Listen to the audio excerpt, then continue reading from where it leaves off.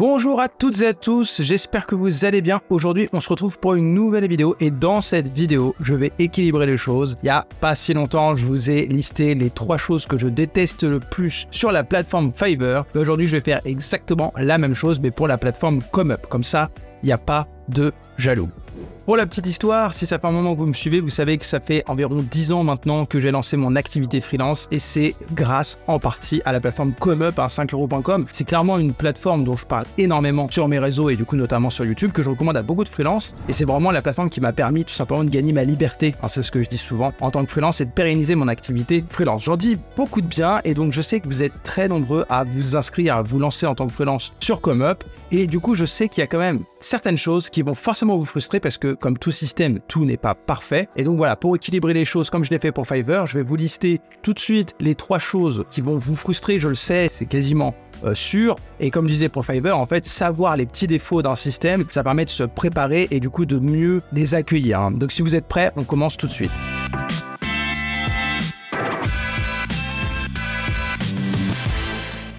La première chose qui va vous énerver en tant que vendeur sur ComeUp, c'est la manière dont est géré le processus de commande. C'est un système que je ne comprends pas et qui est comme ça depuis le début en fait de la plateforme. Je crois que c'est quelque chose qui est depuis le départ et qui n'a jamais changé. C'est qu'en fait, lorsqu'un client vous passe une commande, vous avez préparé dans votre service des messages d'instruction. Par exemple, moi, pour créer une campagne Google Ads, ça c'est un de mes services, en fait, j'ai besoin de plusieurs choses. J'ai besoin d'un accès au compte Google Ads du client, évidemment. J'ai besoin de savoir ce qu'il veut promouvoir via la pub, donc l'URL de son site par exemple, et de connaître aussi le budget par jour qu'il veut mettre en publicité. Globalement, c'est à peu près ces seules infos. Donc en fait, quand un client passe la commande, il reçoit ce message-là avec les différentes instructions. C'est pas hyper méchant, en plus c'est quelque chose que vous pouvez préparer déjà dans la description du service. Donc logiquement, le client, il sait déjà ce qu'il va falloir vous donner lorsqu'il va passer la commande. Mais bref, une fois que le client a passé la commande, il a mis sa carte bleue, la commande est validée. Hop, la messagerie s'ouvre, il reçoit le message d'instruction et à partir de là, il a 48 heures pour vous fournir toutes les informations. Ou plutôt, vous avez 48 heures pour valider la commande.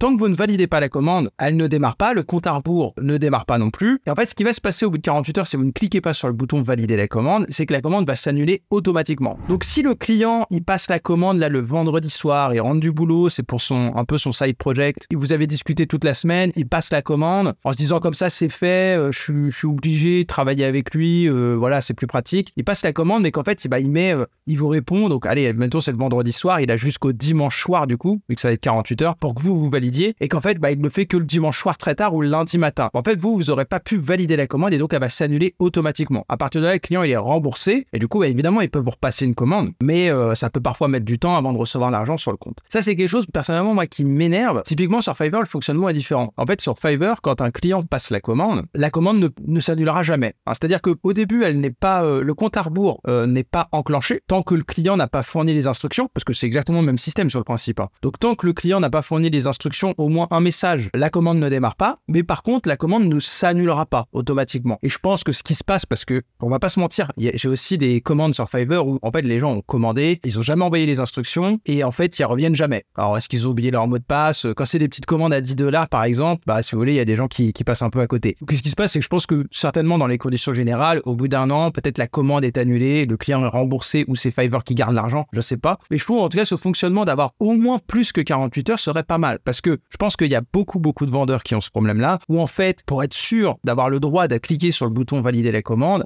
parfois en fait, il faut discuter un peu avec le client et 48 heures c'est trop court. Parce que même admettons, nous en tant que freelance, c'est pareil, on a aussi une vie. Si le client nous fournit les informations au bout de 24 ou 36 heures, nous après on n'a plus que 12 heures pour vraiment se connecter et valider la commande. Si vous appuyez sur valider la commande avant que le client vous ait fourni les instructions, admettons un scénario qui peut se passer, ça c'est ce qui est interdit par le support, si vous validez la commande, qu'au final il y a embrouille avec le client, que ça se fait pas, parce que vous n'avez pas les instructions, finalement il va annuler, etc. Là le support il peut vous engueuler. Globalement, vous êtes contraire au CGU, vous avez validé la commande avant d'avoir toutes les infos. Donc au final, vous n'avez pas trop le droit de le faire. Après, on va pas se mentir, il y a quand même beaucoup de freelance. Quand c'est une très grosse commande, que le client a fait par exemple 1000 €, on a tendance un peu à le faire, on va pas se mentir, parce qu'on n'a pas envie non plus que le client nous échappe. Mais en théorie, voilà, on n'a pas le droit de le faire. Et quand c'est des petites commandes, voilà, c'est toujours un peu embêtant, ça vient aussi un peu nuire aux statistiques de taux d'acceptation de commande. Alors, si le client n'a envoyé aucun message, c'est-à-dire il a commandé et il vous a rien envoyé, que vous envoyez rien, vos statistiques, elles seront pas touchées. Et ce qu'il y a, c'est que souvent, en fait, ce qu'on a à faire, c'est des clients qui commandent, ils regardent les instructions, ils n'avaient pas trop lu la description, ils comprennent pas tout et du coup, une discussion s'enclenche pour pouvoir lancer la commande. Et là, c'est là qu'en fait, les 48 heures sont beaucoup trop courtes. Ça, c'est vraiment quelque chose qui va vous énerver, je préfère vous le dire tout de suite, ça va vous arriver. Peut-être c'est quelque chose qui va changer. Je demande pas forcément, enfin, pour moi, la bonne solution, c'est peut-être pas comme Fiverr, parce que je pense qu'on n'aurait pas trop le droit non plus de... Je pense que c'est important que la commande puisse s'annuler automatiquement pour des raisons, j'imagine, comptables. Mais 48 heures, c'est trop court. Pourquoi pas laisser une semaine? Ça me paraît déjà beaucoup plus raisonnable, 7 jours, pour que le vendeur et l'acheteur puissent bien convenir ensemble des instructions et de tout ce qu'il y a besoin. Et voilà, laisser tout simplement plus de temps au vendeur. Donc voilà, ça c'est la première chose, c'est un truc qui m'énerve vraiment depuis le début du site. C'est pas non plus ultra grave, mais c'est franchement très frustrant. Vaut mieux vous y préparer, comme ça, vous serez pas étonné quand ça vous arrivera. La deuxième chose qui m'énerve sur ComeUp, mais en vérité ça c'est vrai sur beaucoup de plateformes, mais franchement c'est un truc que je ne comprends pas, c'est qu'il est impossible de rediriger les clients ailleurs que ComeUp. Qu'est-ce que tu me racontes là? Alors, je vais tout de suite m'expliquer. Je ne dis pas que le but, c'est d'obtenir des prospects, c'est-à-dire des gens intéressés par nos projets sur ComeUp, et de les rediriger pour les facturer en dehors. C'est pas du tout de ça que je parle, c'est absolument pas normal de faire ça. ComeUp vous apporte de la visibilité, enfin, il nous apporte de la visibilité, des potentiels clients, et ce serait vraiment injuste de rediriger les clients en dehors de la plateforme. En sachant qu'en plus, la commission sur ComeUp, elle est que d'1€. À sur Fiverr, j'avais parlé du coup, les frais, etc. cachés, on peut comprendre, c'est-à-dire que les freelances soient tentés, autant sur ComeUp avec 1€ de commission, aucun intérêt, autant garder la sécurité de ComeUp et de passer par la plateforme. C'est pas du tout de ça que je parle. Mais disons qu'en tant que freelance, on peut être amené à vendre plusieurs types de produits. Par exemple, sur ComeUp, on va vendre des services. On va vendre son temps. Voilà, moi, je vends mon temps. Je fais de la publicité en ligne, du SEO, et je vends cette expertise-là sur ComeUp. À côté de ça, je vends aussi de la formation en ligne. Alors, c'est quelque chose qui peut tout simplement compléter une prestation. C'est-à-dire que les clients, peut-être, ils vont pas vous confier de A à Z tout le projet parce qu'ils peuvent pas tout sous-traiter, ils ont pas les moyens. Et du coup, se former, ça peut être une bonne idée. Et typiquement, moi, pendant longtemps, j'ai été très tenté de rediriger mes clients ComeUp vers mes formations Udemy. Voilà, je vends des formations sur Udemy qui sont pas très chères, qui sont vraiment... d'ailleurs, vous pouvez, peut-être que vous les suivez, si vous me suivez un petit peu, peut-être que vous avez déjà acheté certaines de mes formations. C'est vraiment des très bonnes formations d'après les avis de mes clients. Et c'est vrai que, en fait, ça peut me permettre de créer de la valeur. La personne, elle a peut-être investi 300€ en SEO via ComeUp en service. Elle veut aussi se former en parallèle pour pouvoir gérer un peu de choses. Je vais la rediriger vers Udemy. Elle va suivre ma formation. Ça va aussi renforcer potentiellement la confiance et notre relation. Peut-être qu'elle repassera sur ComeUp pour commander d'autres services ensuite. Et en fait, au même titre, sur Udemy, je redirige aussi des clients sur ComeUp. C'est aussi le but. Quand je vends mes formations sur Udemy, elles sont pas très chères. Le but, c'est aussi que les gens se disent, en suivant la formation, c'est très clair, Guillaume, il est super fort. Par contre, j'ai quand même pas le temps, je vais quand même lui acheter des services. Tiens, il vend des services sur ComeUp, je vais directement lui sous-traiter. En fait, je crée de la valeur comme ça, au même titre qu'avec les réseaux sociaux. Vous voyez, là sur YouTube, je crée des vidéos YouTube. Le but, c'est aussi potentiellement de rediriger des gens vers mes services ComeUp, vers mes formations Udemy, etc. Et depuis Udemy, j'essaie de rediriger vers mes réseaux. Bref, en tant que freelance, on essaie de se créer un peu des écosystèmes comme ça pour créer un maximum de valeur. Ça, c'est quelque chose ComeUp n'aime pas du tout, qu'on redirige typiquement les clients vers Udemy. Moi, plusieurs fois, le support, pendant un moment, je l'avais fait. J'avais aussi redirigé des clients vers ma newsletter. J'ai essayé de lancer un peu une newsletter parce que, pareil, du contenu à valeur ajoutée. Le but n'était pas de faire passer les clients en dehors de la plateforme, mais tout ça, en fait, c'est des liens externes et ComeUp n'aime pas. Je trouve ça un peu dommage dans le sens où, en vérité, honnêtement, c'est vrai qu'il y a toujours le risque que les vendeurs fassent sortir les clients de la plateforme. C'est vrai, ça existe quand même. Mais franchement, moi, je me dis, un vendeur qui fait sortir un client pour 1€ de commission, c'est pas de toute façon, il n'y a pas gros à perdre pour ComeUp. C'est que la personne, quand même, réfléchit peu. Si pour 1€ d'économie, elle préfère perdre la protection, à mon avis, c'est pas un vendeur qui va générer 10 000 € de chiffre d'affaires mensuel. Et je trouve ça dommage parce qu'en fait, tout cet écosystème entre les différentes plateformes, ça peut au contraire créer de la valeur. Ça, je trouve que c'est peut-être une politique sur laquelle il faudrait revoir. Surtout que pourrait y avoir l'histoire, c'est vrai que pendant un moment, je voulais aussi vendre du coaching, donc je vends du coaching en direct. C'est vrai que je voulais rediriger aussi des clients, tout simplement, vers une offre de coaching en dehors de ComeUp. Et c'est vrai que la ComeUp m'avait dit, le coaching, tu peux le vendre sur ComeUp. Et c'est vrai, vu qu'il y a une fonctionnalité de visioconférence intégrée à la messagerie, ça peut se faire.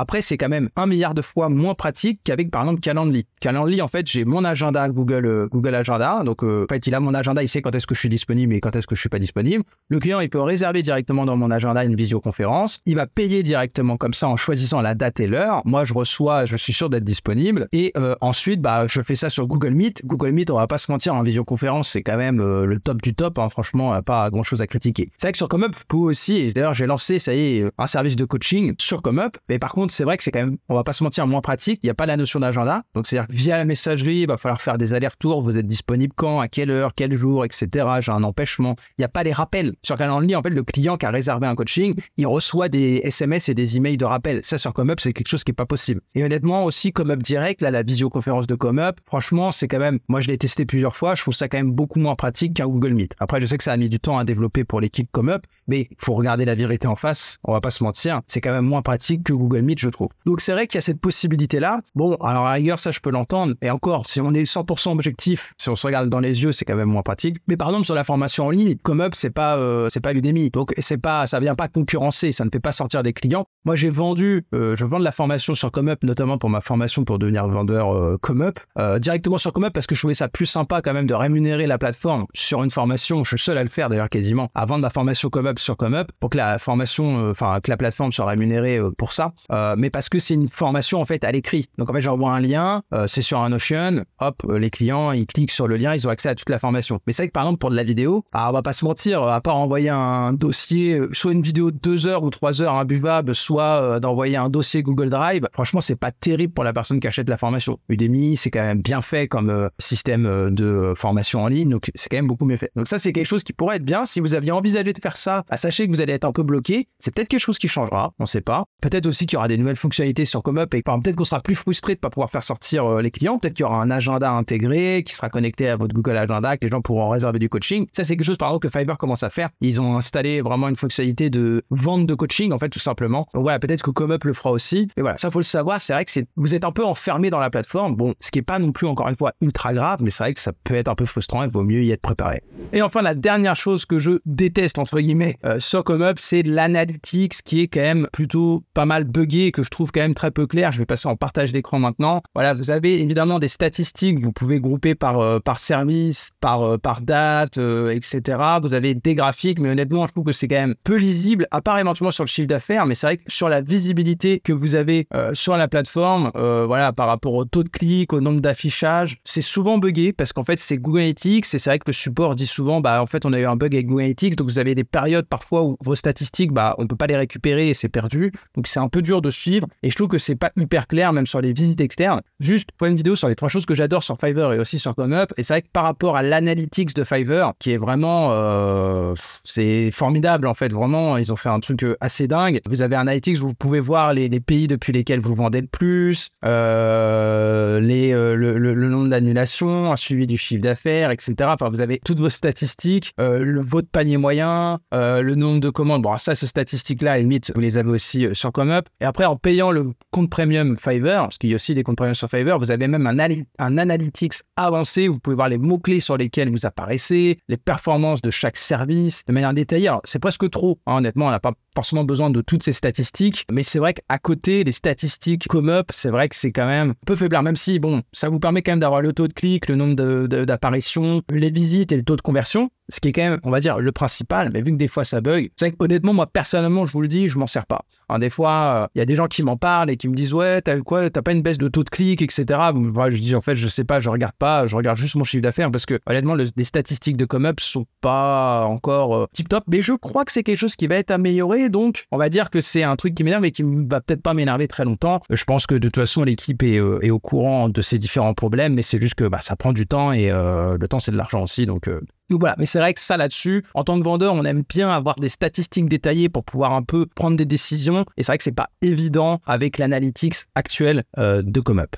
Et voilà, on a fait le tour des 3 choses que je déteste le plus sur la plateforme ComeUp. Comme ça, au niveau karma, je suis équilibré. Je vous ai listé les 3 choses que je déteste sur Fiverr, les 3 choses que je déteste sur ComeUp. Malgré tout, hein, comme je vous dis, je vous recommande en tant que freelance vraiment de vous inscrire sur ces plateformes parce que ça peut vraiment vous permettre de pérenniser votre activité. Si vous voulez sur ComeUp que je sois votre parrain, je vous mets le lien tout simplement en description de la vidéo. Comme toujours, si vous avez des questions, n'hésitez surtout pas à me les poser. Et là, maintenant, je vais aussi vous préparer des vidéos sur les 3 choses que j'adore sur les 2 plateformes parce que quand même, par les plateformes qui sont formidables, même si elles sont pas parfaites. Et comme je vous disais, en tant que freelance, c'est important de savoir justement les points de frustration que vous allez avoir. Ça vous permet d'être mieux préparé. Je vous dis à bientôt pour une prochaine vidéo.